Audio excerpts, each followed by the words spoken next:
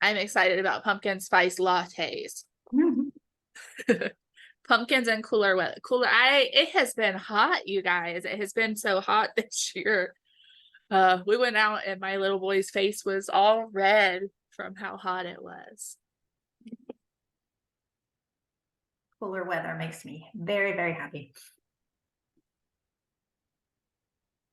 We're gonna try to go to an apple orchard. I'm pretty excited about that.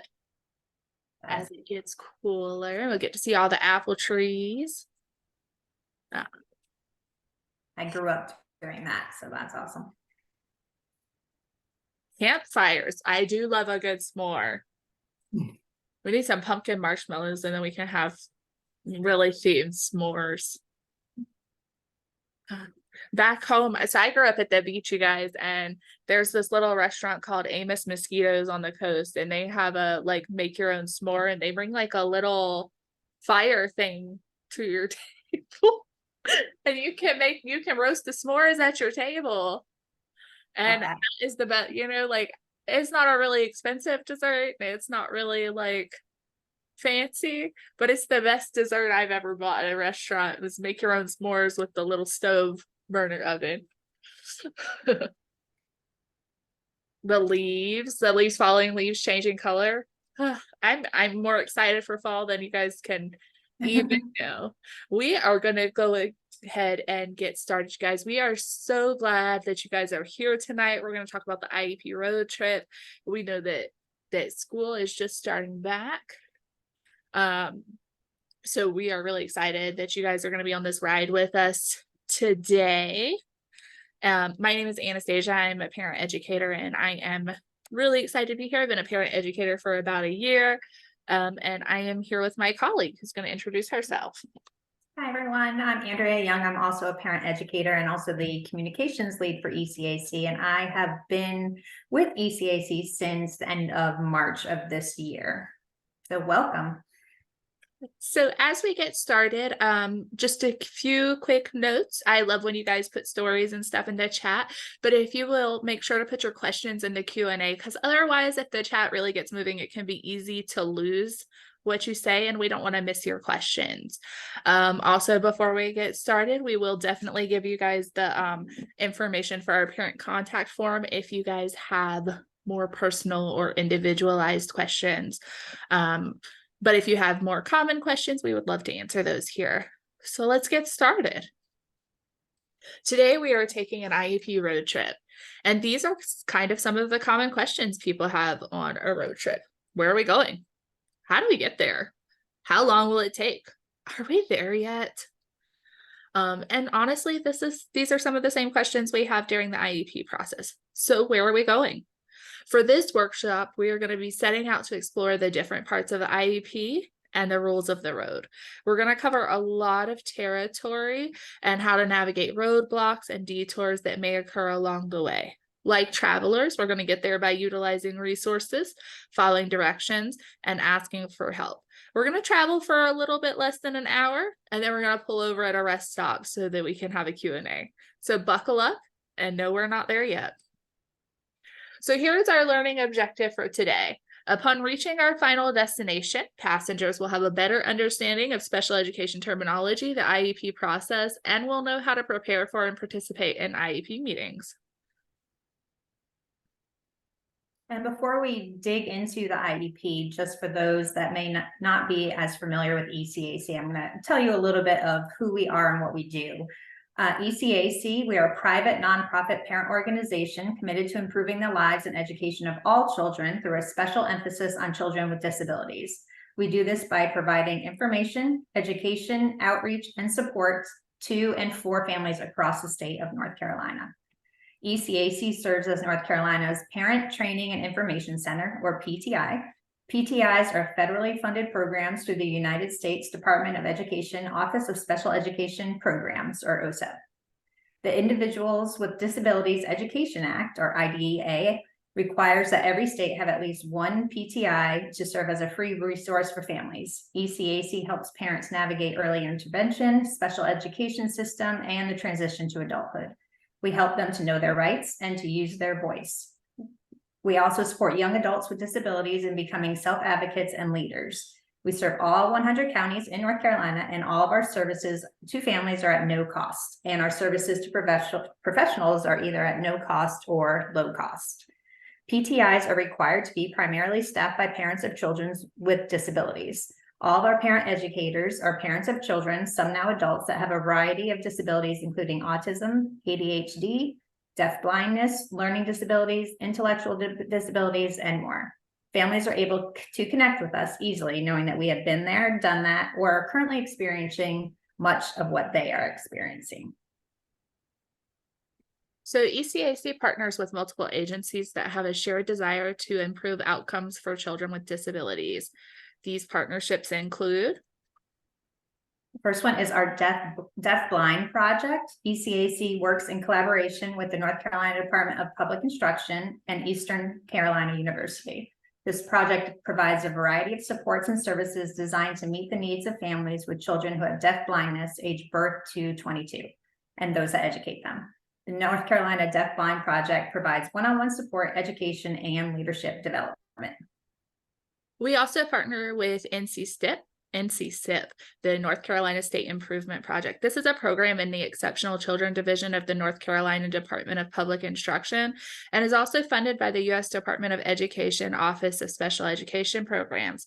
NCSIP works to improve the quality and effectiveness of educational programs and instruction for students with disabilities in North Carolina.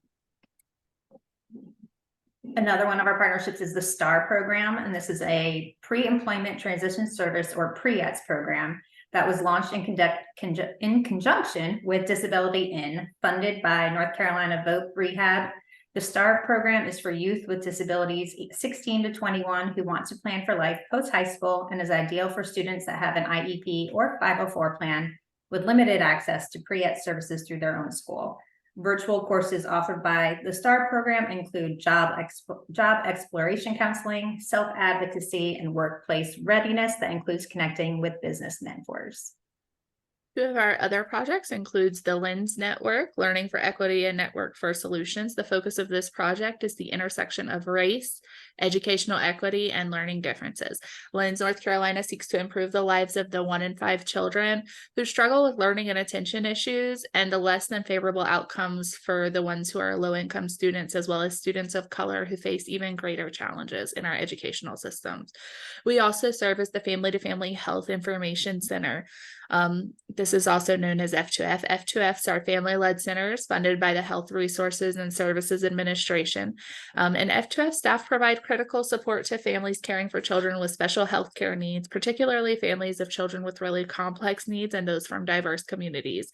They also assist providers, states, and federal agencies, legislators, and other stakeholders to better understand and serve this population and their families.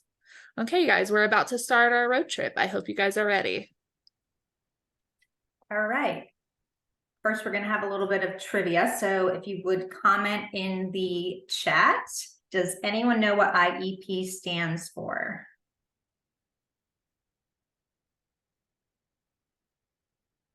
I feel like we should insert Jeopardy music, you guys, while you guys do this.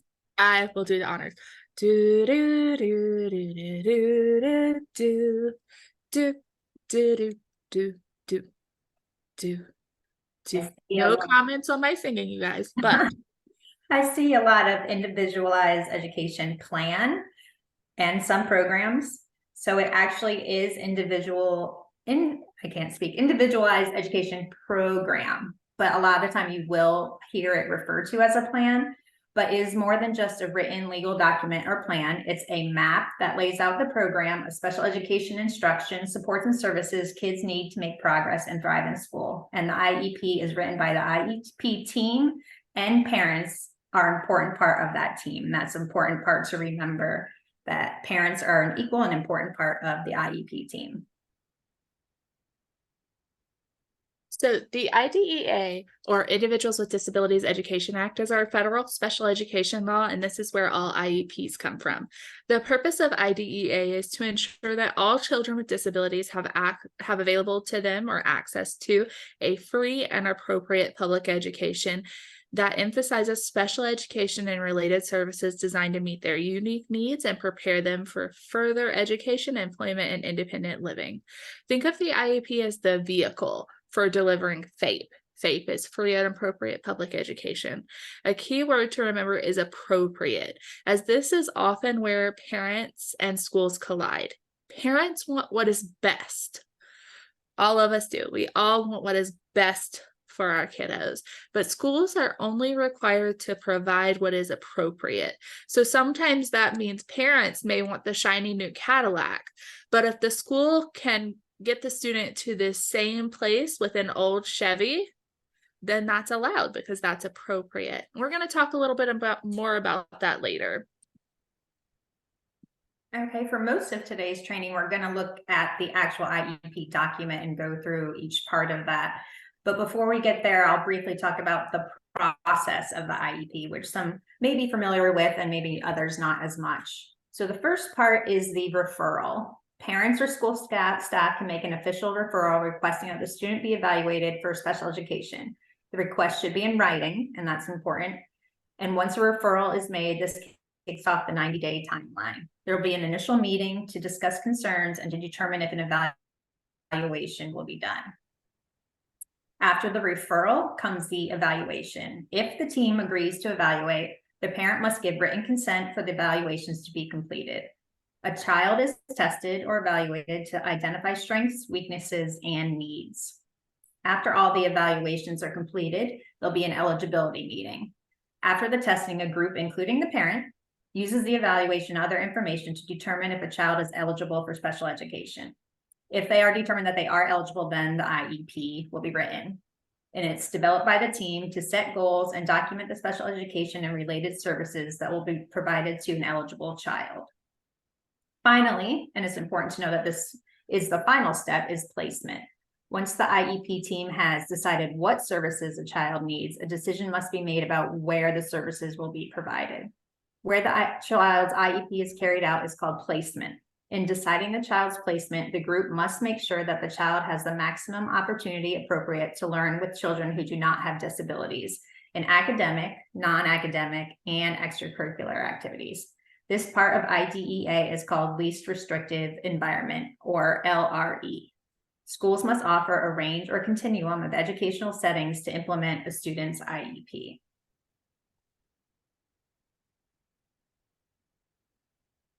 So we're going to think of data as the fuel for our IEPs. All IEP decisions and determinations should be based on data. Data comes from a variety of sources, including parents and teacher input and observation, a variety of assessment tools, and can include private testing provided by the parent. If families provide outside information, IEP teams must consider it. It doesn't mean that they have to use all or part of it or follow the specific recommendations, but they must read and consider the information provided. Okay, so now we're getting into the IEP document. First part is the parent concerns section, and the student parent vision for the future are required in key sections of the IEP. The strengths should come from both the school staff and parents. Every child has strengths, remember that. Identifying these strengths is important, as input about current abilities can be utilized when developing the IEP. Do not pass or speed through this section. IEP teams should document any concerns expressed by the parent as it pertains to their child's academic and functional performance in school. This is not limited to what occurs within the walls of the school, as factors outside of school can be included in an IEP. Homework challenges, school avoidance, behaviors, etc. can all be in this section. It should not be left blank.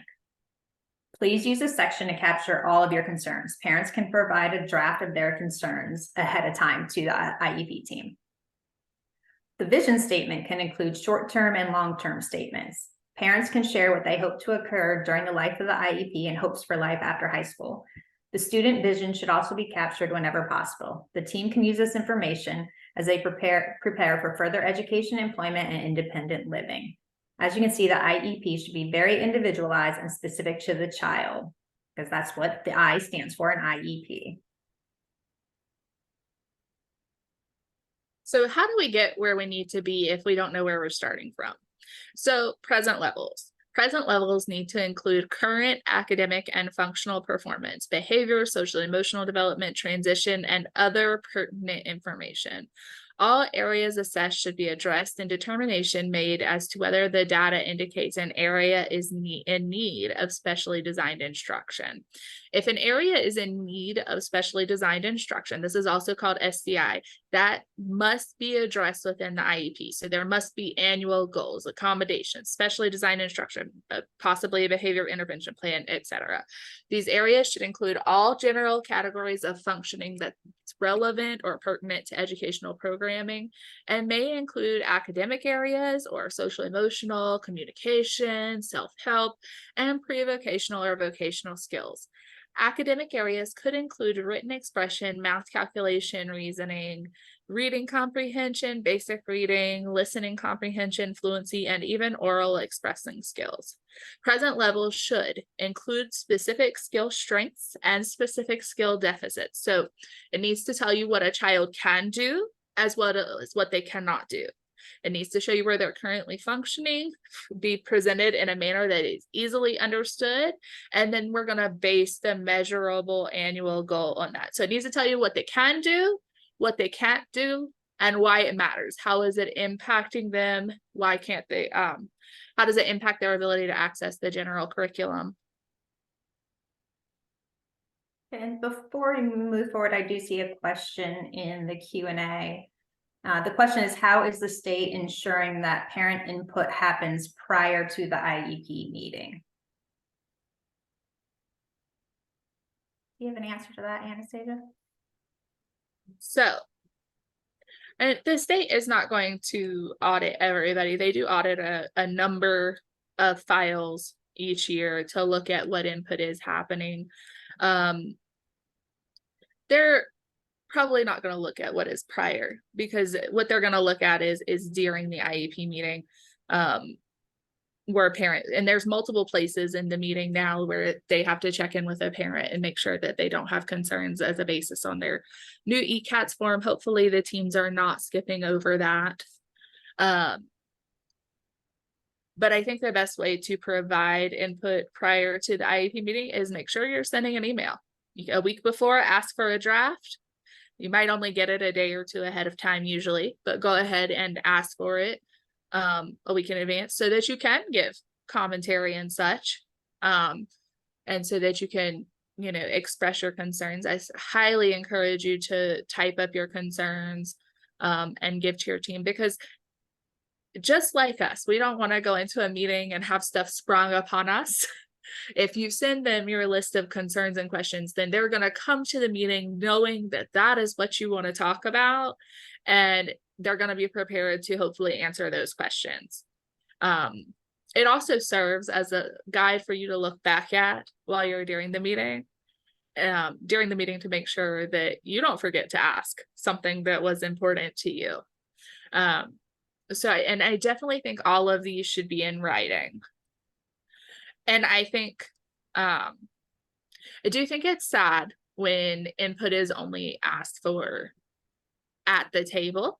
And so I encourage families to email regularly, check in quarterly. If you want more information about that specifically, we're going to put our parent contact form in the chat in a little bit. And if you will fill that out, we'll be able to help you more specifically for your specific kiddo. And we're definitely gonna get to this next question, but let's continue through. We're definitely going to answer all of the questions at the end. Okay, I'm just going to add the contact form. All right, there you go.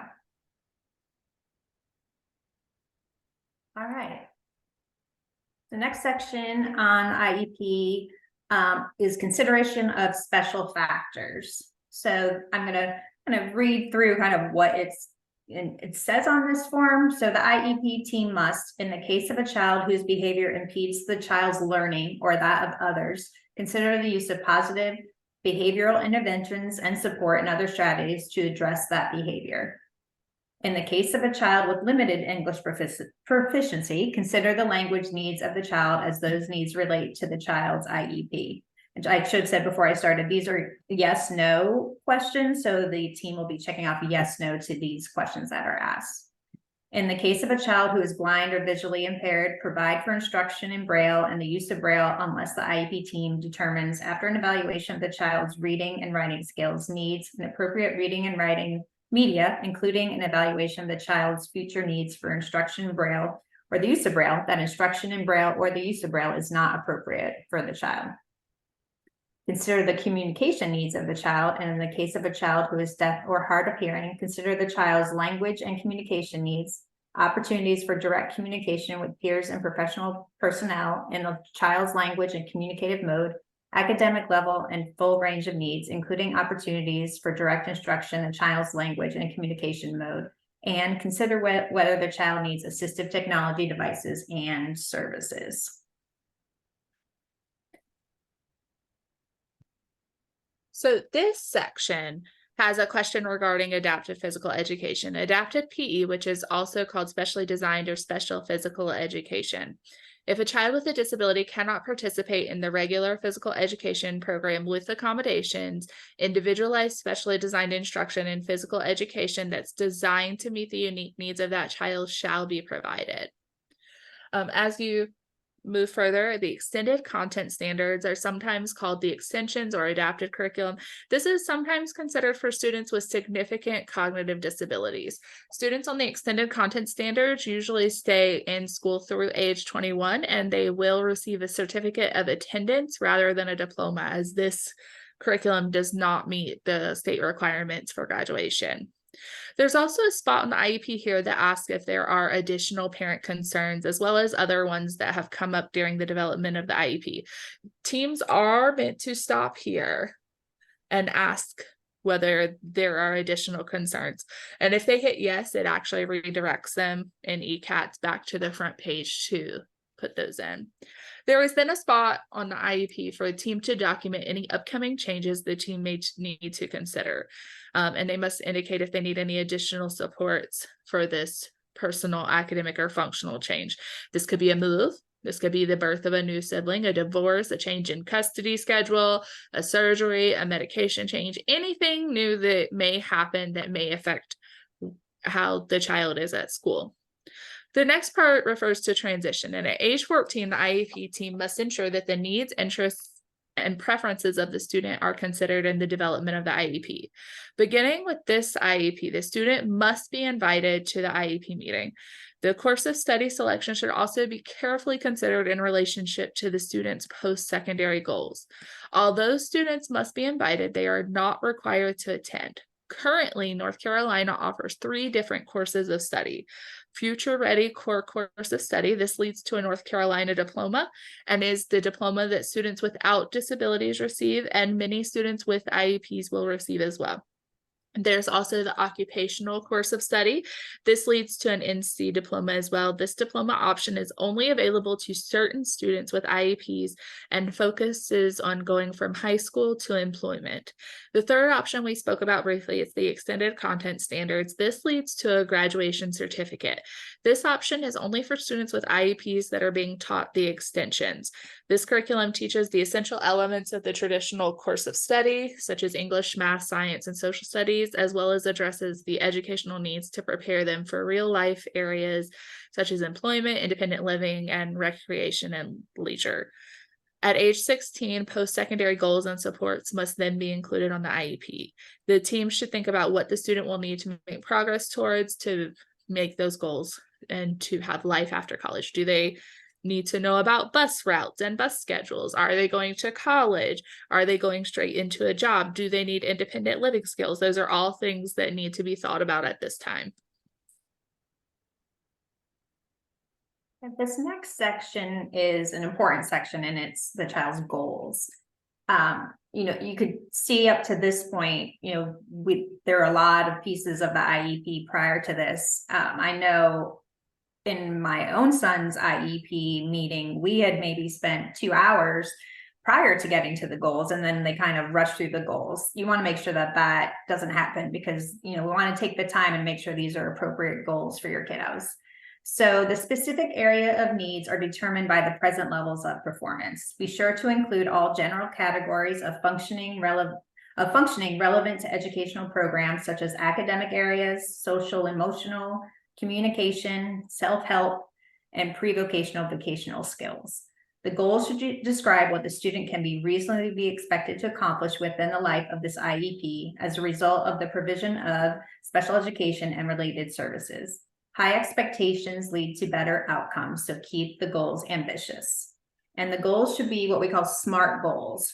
SMART stands for specific, measurable, ambitious and attainable, realistic, and time-bound.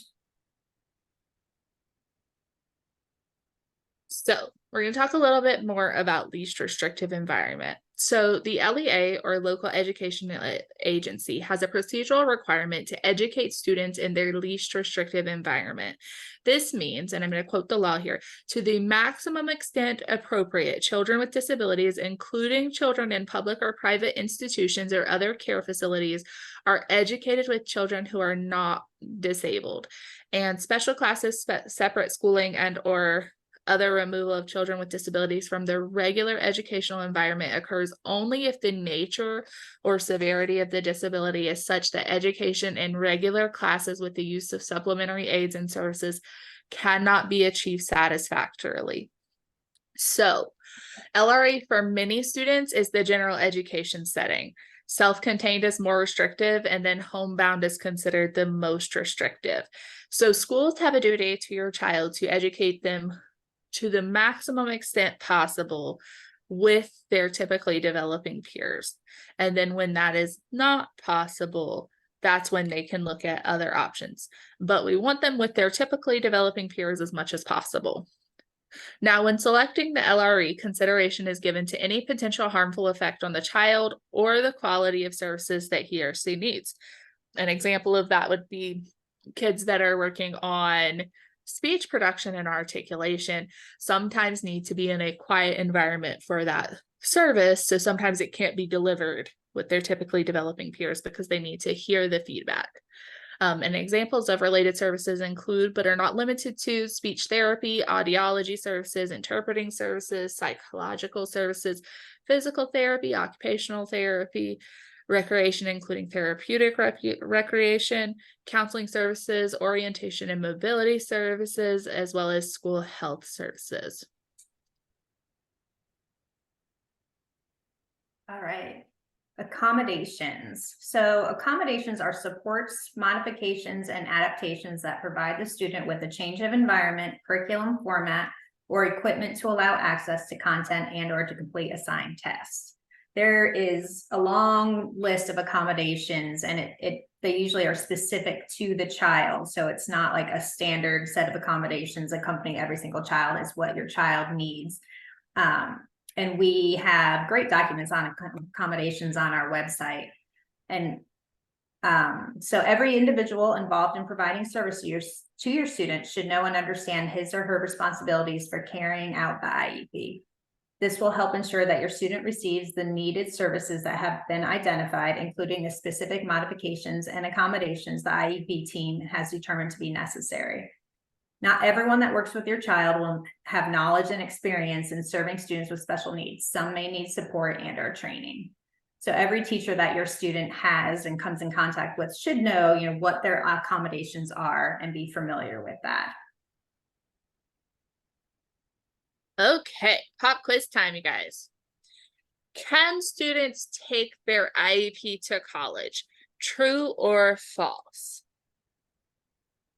Should I insert more Jeopardy music, you guys?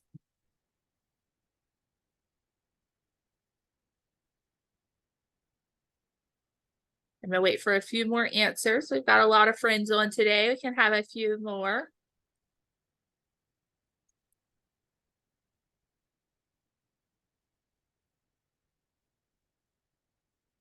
Okay, false. The IEP ends when the student completes high school. While colleges can provide accommodations, they do not provide specially designed instruction or special education. So they cannot provide accommodations, and certainly there are disability offices that you can talk to, and sometimes they'll have students can get extra time on assignments or recorded lectures and stuff like that, similar to 504 accommodations, but they cannot take their IEP to college. Colleges do not have an obligation to provide special education.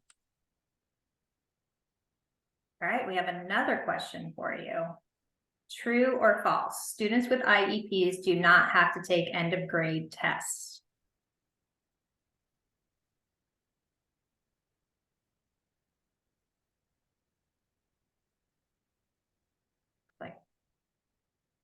Looks like we're on top of this one.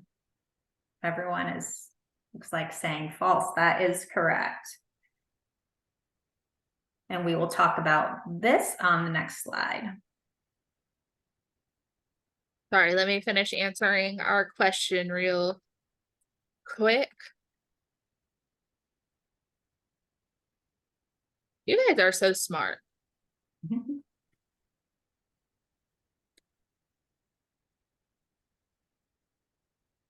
Okay.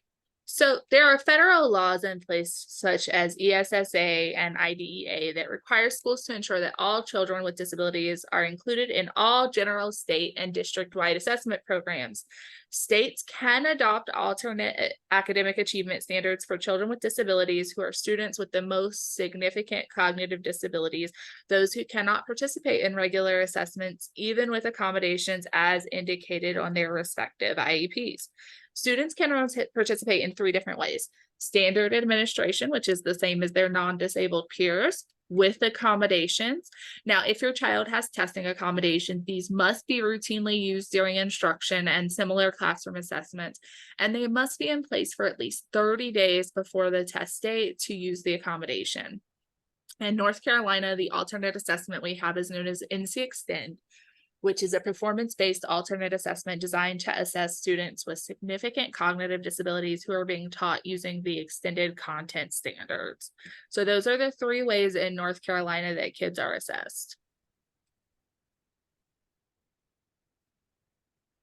All right, we made it through and the IEP is complete. So then what happens next? You should be getting progress reports on your child's IEP goals, and they will be issued at the same time as report cards, but can be given sooner and more frequent if the IEP team determines that that is needed. And then we are also going to talk about ESY, extended school year. So ESY is not summer school. This can kind of be confusing to some people. So ESY services are based on each child's unique needs. So they range widely in terms of the type of service and how it's delivered. ESY services are intended to help the child maintain their skills, not make progress.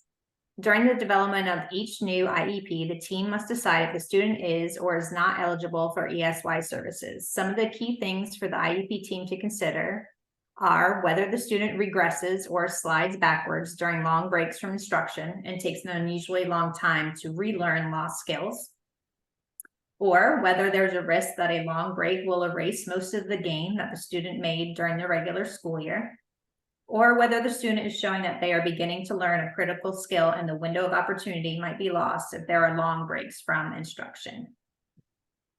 An important thing to remember is your signature on the IEP does not mean that you agree with the IEP. It only means that you were present and participated. Not signing does not stop the IEP from being implemented as written. And I think we get that question a lot because that is obviously very confusing. Your signature means that you were present at that meeting. You guys, it's my favorite time. It's Jeopardy time. If the IEP team cannot reach consensus, the LEA representative can make the final decision. True or false?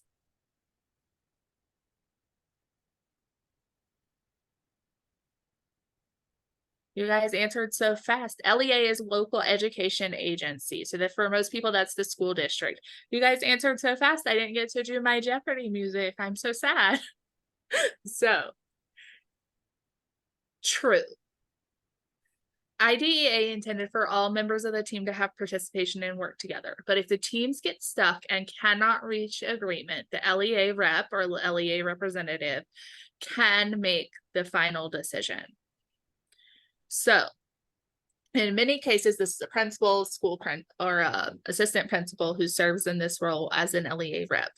If parents feel one thing and school district feels one thing and two people are proposing and there is no consensus, no agreement, no meeting of the minds in the middle, the LEA rep does get to make the final decision. Now, on the best of teams, this person is going to take both viewpoints into consideration and is going to make the decision that they feel is in the best interest of the child. We are going to talk about your dispute resolution options, which can also be used later in these scenarios. Yes, so I'm going to talk about that dispute resolution. So we hope that all teams work well together, but it's inevitable that sometimes parents and schools may collide. Sometimes there's minimal damage and sometimes things appear beyond repair. We'll briefly talk about some of the common areas of conflict experienced by IEP teams. We'll kind of refer to these traffic and road references to give you an idea. So the stop sign. Not all students with disabilities will be found eligible for an IEP. Some teams may not even reach agreement to evaluate a child, thus stopping the process. Sometimes teams stop communicating in ways that are effective. The exit sign. An IEP must be reviewed annually at the very least. Sometimes the data may show that the student's disability no longer has an adverse effect on their educational performance or requires specially designed instruction. These students are often exited from having an IEP, and then some may get a 504 after that. Next picture you see on the bottom is referencing road rage. Emotions can erupt, fingers get pointed, animosity occurs, power struggles, etc. Sometimes you need a U-turn.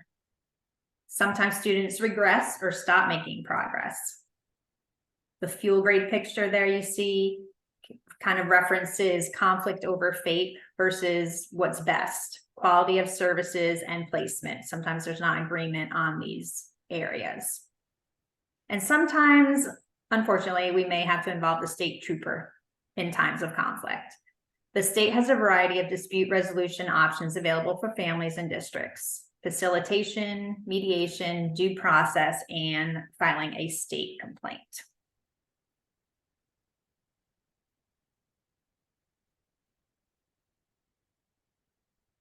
Okay. So we're gonna take questions now. Obviously that was a lot. Our journey was a lot. There is a question in the chat that not in the chat, in the Q&A that I wanted to talk about right here. But before we bring up this question, and if you guys want to go ahead and type in more questions into the Q&A, that would be great. We want to go ahead and release our survey. As we mentioned, we are federally funded and they require us to collect data to ensure that what we are doing is relevant, useful, and high quality. So we're going to release the survey for you guys to take it. And while doing that, I've got 2 questions here that I'm going to answer, and any other questions, if you want to go ahead and put them in the chat or put them in the Q&A, we would love to discuss them. If they are more personalized questions, we are going to put them, we're going to direct you to our parent forum so that you could be, so you guys can be connected with somebody that can directly help you with your specific details and circumstances. We also tomorrow are going to be sending out an email that's going to have all sorts of resources to help you with IEP development, and as well as resources for accommodation.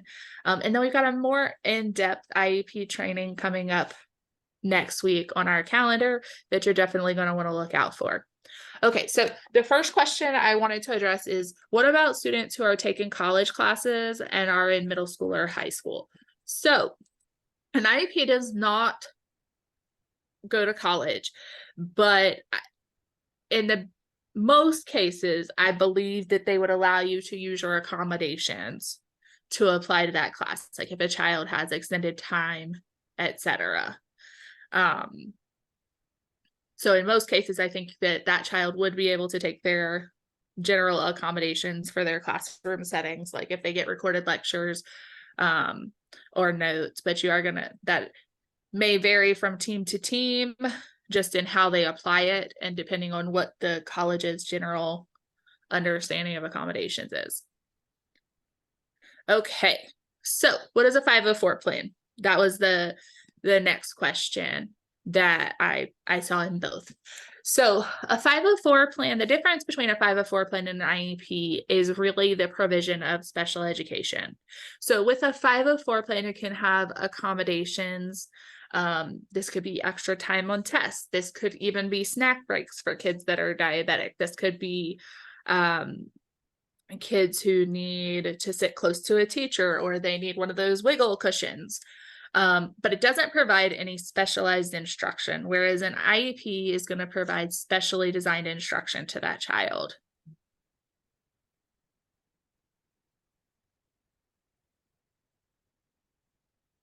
So ESY definitely could apply to any other services outside of a regular school week, but for most districts, they only use that term to apply to just services over the summer. I saw one question in over here. Okay, if a student is not meeting an IEP goal, what are you going to do? This is a great question. So first, always regularly check your data. You're going to want to regularly be reviewing your data. And if you notice that it says not making progress, or the other one is like progressing at an insufficient rate, you want to start asking some questions. Okay, well, what are we doing? What have we tried? Does the child need more support? Is this goal too ambitious? Goals are supposed to be appropriately ambitious for kids to reach them in a year. So if a student's not meeting the IEP goal, if you've had let's say we're two quarters in and they're not making progress, you want to call an IEP meeting and you want to bring it to the table for everybody to discuss. Why are they not making progress? What can we do to help them make progress? What have we not tried? Is this goal too high? Same if a child in one quarter meets a goal, that goal is not appropriately ambitious. So it's very important that we are looking at our data and reviewing and evaluating it.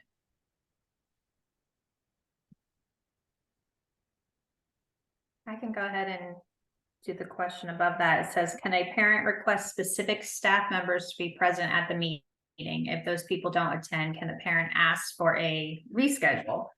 I was recently in an IEP meeting and they did request certain teachers. You can do that, but I don't think the school is required to, have those specific teachers attend. If you've been in the process of trying to schedule an IEP, it's hard to get a set date. And everyone has different schedules. But typically in an IEP team, you do need a current teacher of your students, usually an EC, someone representing the EC department, or an EC teacher, along with the LEA. So those people will be in attendance. And a parent can ask to reschedule a meeting, but depending on, the reason. Not necessarily if that person's not in attendance, but you can ask if it doesn't work for you.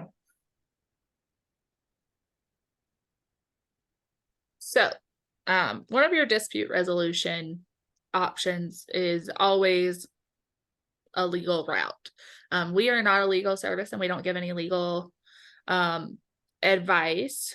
So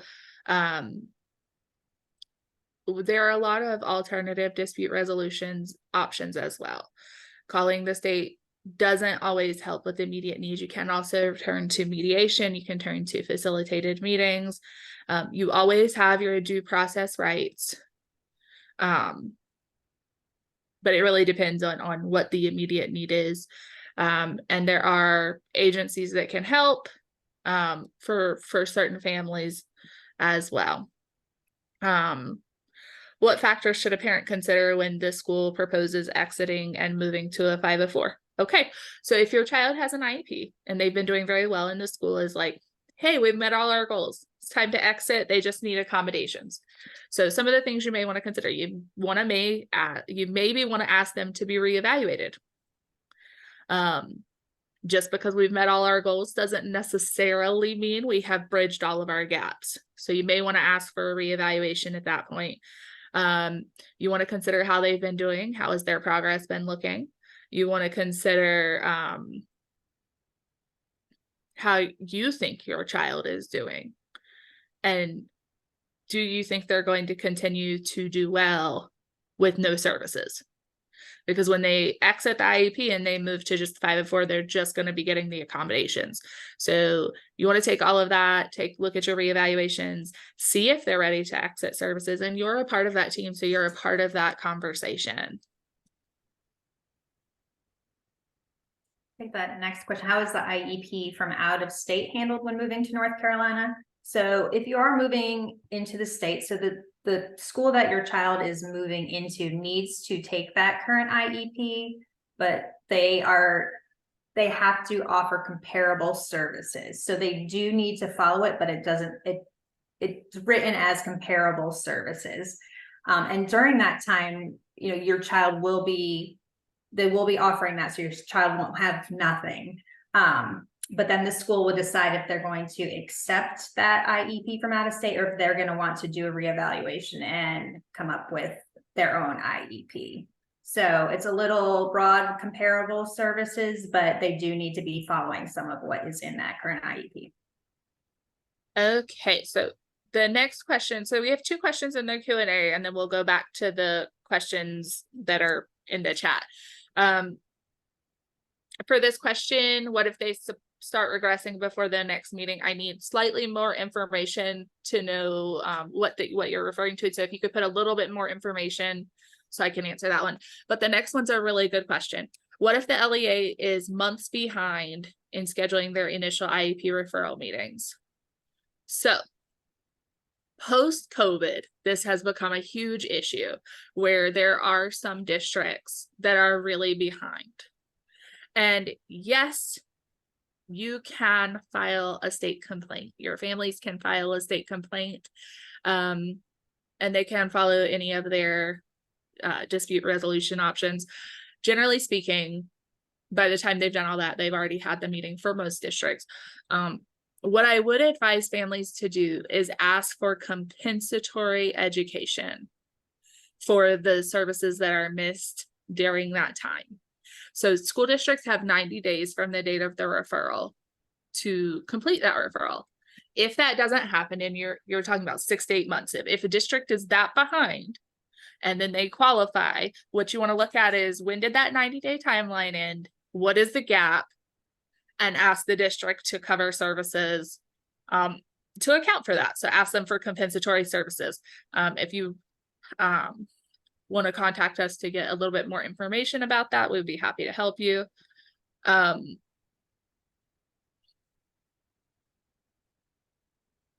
If your child is regressing and you have concerns before a meeting, as a family, you can call a meeting, you can request one. If you are noticing significant concerns in where they are functioning, significant regression, you want to go ahead and call a meeting to discuss the data and discuss what you're seeing.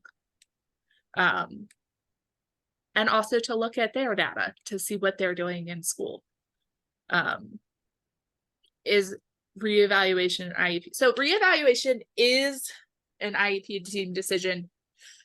So the state requires, or the requirement is that every 3 years, kids are reevaluated. So parents can request, if they see that there is a need, that the child be reevaluated as well. Because sometimes what's going to happen is you're going to go to a reevaluation meeting and the team is going to feel like they have all of the information they need and they don't need any updated information to qualify. And then they're going to say that they don't need any additional, child still qualifies. But if you feel like there's new information and a child needs to be reevaluated, you can ask for a reevaluation.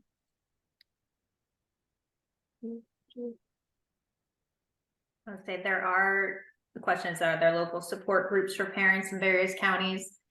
I mean, I don't know about all counties, but I know there are support groups out there in a variety of fashions. I personally am on a lot of Facebook support groups for my county and kind of just in general. So you can usually kind of search for groups in Facebook if you're looking for like a virtual group. You know, there are other groups throughout counties that may meet in person depending on what type of support group you're looking for. Yeah, it's just, there definitely are a lot of support, lots of supports out there.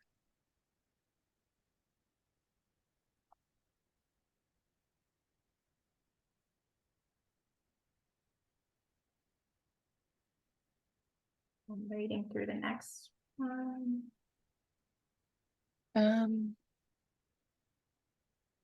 Okay.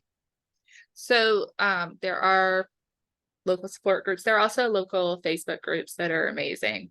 An evaluation. So during the initial or during the reevaluation process, they're going to determine what information they need to determine whether a child meets the eligibility criteria set forward by the state for the 14 disabling conditions.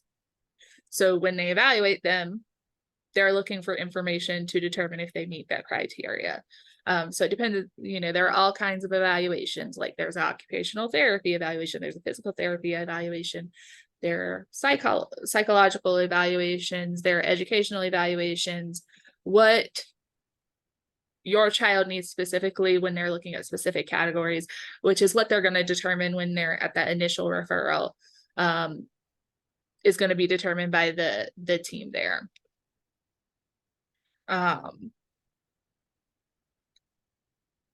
If you would like to advocate by showing up at your local school board meetings, I, you know, think you should do that if you would like to.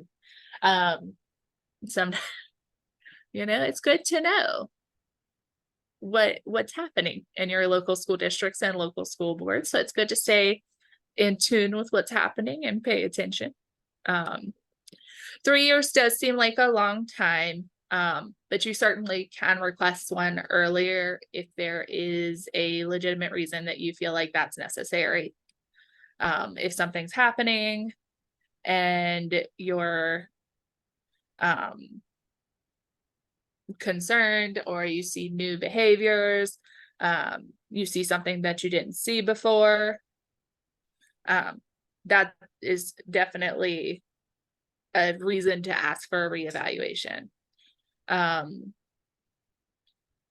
Even sometimes you can ask, now they won't always grant it, but if you have new information, let's say your child is evaluated and they qualify just for speech only, but then you get medical documentation, diagnoses of other things happening, other test results, and you want to bring those to the team, you can ask for reevaluation at that time as well.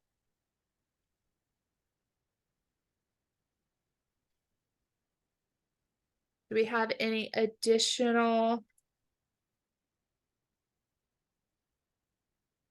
Did we miss any that may have been earlier? If so, if you didn't have your question answered, you can feel free to type it again.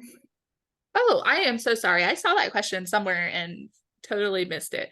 So what is recommended if they are not updating the IEP from 1 year to the next? Well, it's going to depend. I would advise you to fill out our parent educator form so we can take a look at your specific IEP and take a look at exactly what's going on with your kiddo.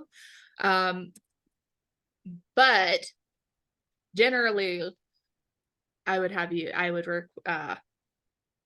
suggest calling an IEP meeting yourself to discuss what is happening. is a good place to start.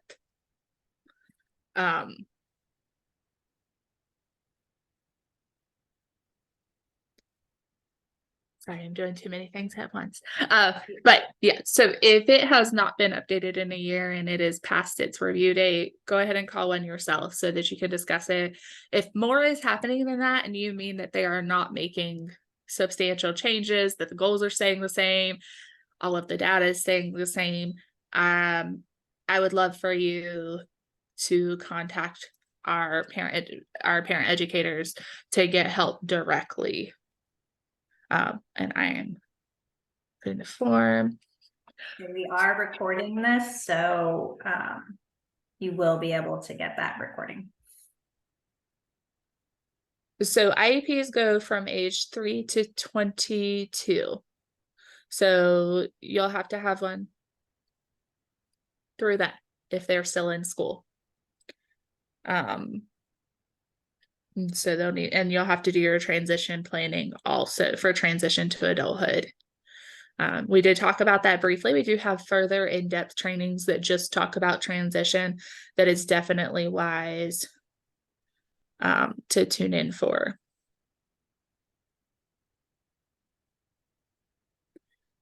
So the final IEP is an amalgamation of all of those documents. It can be anywhere from 7 to 20 plus pages long, depending on how much data, how many years are included. But it looks like those forms that we showed you in these slides, except that it should have the data for your child, as well as a good description.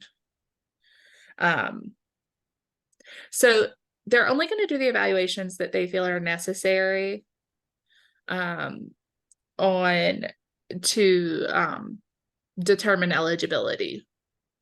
And so to determine eligibility, they don't always need aptitude testing. It is certainly something that during your eligibility, during your initial evaluation, that you can bring up.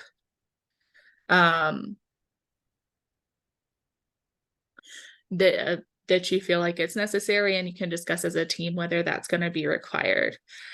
We will send you guys our event calendar in the follow-up email so that you'll be able to stay up to date on and all of the trainings that we have coming up. If you are a teacher and you see that something that an IEP, a child's goals are not going right, what should you do? You want to talk to their case manager as like your first point of contact. I'm sure your school has specific policies and procedures, but my best advice would be to talk to their case manager and bring up your concerns. And then similar to how we normally would recommend that you go up the chain, after you talk to them, you could talk to whoever's over them, but I would start with just the case manager. If you have concerns that their IEP isn't being followed and that their accommodations are not being provided.